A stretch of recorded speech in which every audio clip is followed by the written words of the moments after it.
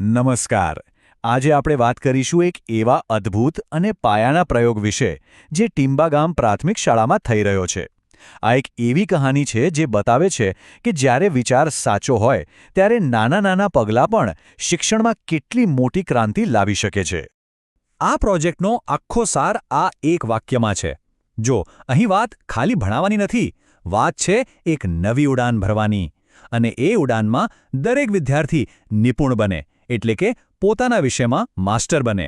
આ જ વિચાર આખી પહેલનો પાયો છે. તો ચાલો આજે આ આખા પ્રયોગને આપણે સ્ટેપ બાય સ્ટેપ સમજીએ. શિક્ષણની આ નવી ઉડાન શું છે, આ આઈ કાર્ડ લર્નિંગનો આઈડિયા શું છે અને આ બધું ભેગું મળીને કેવી રીતે કામ કરે છે એ બધું જ આપણે જોઈશું. તો સૌથી પહેલા શરૂઆત કરીએ આના નામથી જ. શિક્ષા કી એક નઈ ઉડાન, અને એનું લક્ષ્ય નિપુણ બનેંગે હમ. આ ખાલી સારા લાગતા શબ્દો નથી, આની પાછળ એક મિશન છે, એક વિઝન છે. આપણે વારંવાર નિપુણ શબ્દ વાપરી રહ્યા છીએ, પણ આનો ખરો મતલબ શું?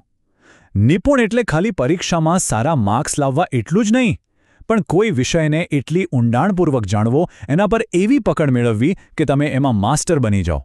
એને કહેવાય નિપુણ બનવું.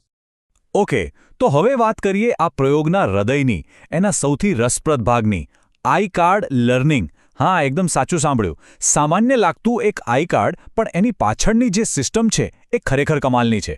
આ જ તો આખા પ્રયોગનું કેન્દ્ર છે. તો આ આઈ કાર્ડ કેવા કેવા હોય છે?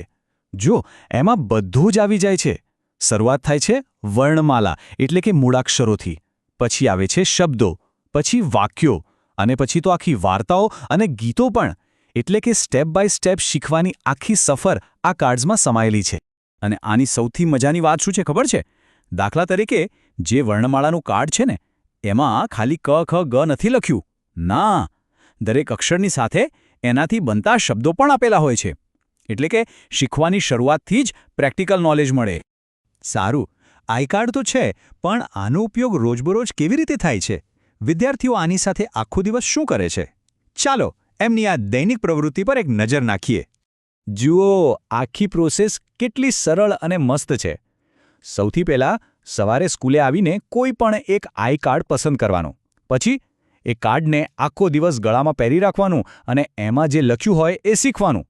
પછી એને નોટબુકમાં લખીને પ્રેક્ટિસ કરવાની અને બપોરની રિસેસ પહેલાં કાર્ડ પાછું મૂકી દેવાનું. બસ, બીજા દિવસે પાછું નવું કાર્ડ, નવું લર્નિંગ.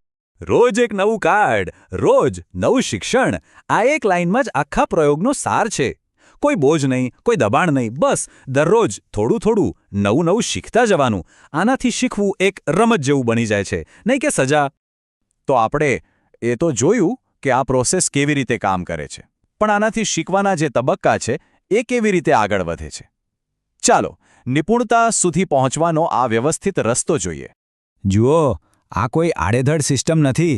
એકદમ વ્યવસ્થિત 4 પગલાંની સીડી છે. પહેલું પગલું છે વર્ણમાળા, એ આવડી જાય. પછી બીજું પગલું શબ્દો, શબ્દો આવડી જાય. પછી ત્રીજું પગલું વાક્ય, અને છેલ્લે ચોથા પગલામાં આખી વાર્તા કે ફકરો વાંચતા શીખવાનું.